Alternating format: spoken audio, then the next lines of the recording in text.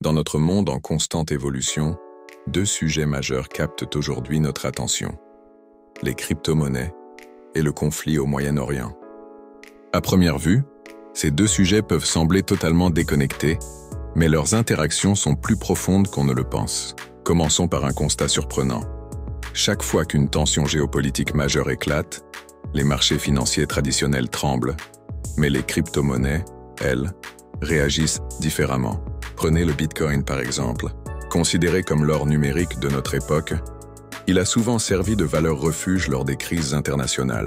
Lors des premières frappes israéliennes, Bitcoin a perdu 7% en 24 heures. Ethereum a chuté de 10%. Mais quelques jours plus tard, tout est remonté. Pourquoi? Parce que contrairement aux monnaies classiques, le Bitcoin n'est contrôlé par aucun État. En période de guerre, les gens veulent protéger leur argent.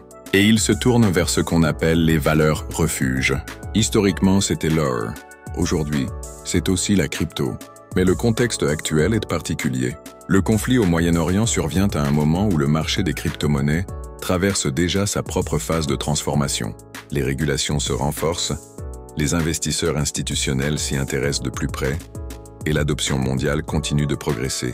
Ce qui est fascinant, c'est de voir comment les populations des zones de conflit se tournent vers les crypto-monnaies, non pas par spéculation mais par nécessité. Imaginez, quand les systèmes bancaires traditionnels sont perturbés, que les monnaies locales s'effondrent, les cryptoactifs deviennent un moyen de préserver sa richesse et de continuer à effectuer des transactions.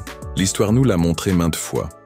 En Ukraine, au Venezuela ou encore au Liban, les crypto-monnaies sont devenues des outils de survie économique. Et ce phénomène pourrait bien se reproduire dans le contexte actuel.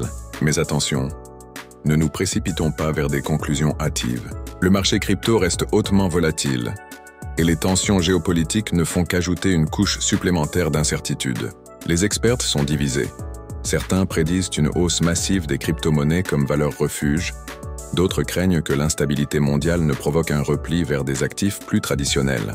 Si vous investissez dans la crypto en temps de guerre, voici 5 conseils clés. Ne paniquez pas. Les marchés bougent vite. Attendez la stabilité avant d'agir. Diversifiez vos actifs. Bitcoin, Ethereum, stablecoin comme USDT ou USDC, voire un peu d'or numérique. Utilisez le DCA, Dollar Cost Averaging. Investir petit à petit pour lisser les risques. Protégez vos clés privées, pas vos clés, pas vos coins. Utilisez un cold wallet, restez informé. Suivez les sources fiables comme Coindesk, Cointelegraph et même cette chaîne. La réalité est probablement plus nuancée.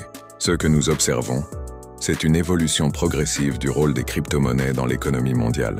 Les conflits géopolitiques ne font qu'accélérer cette transformation, poussant plus de personnes à explorer des alternatives au système financier traditionnel. En fin de compte, ce qui se joue actuellement va bien au-delà d'une simple question de prix ou de spéculation.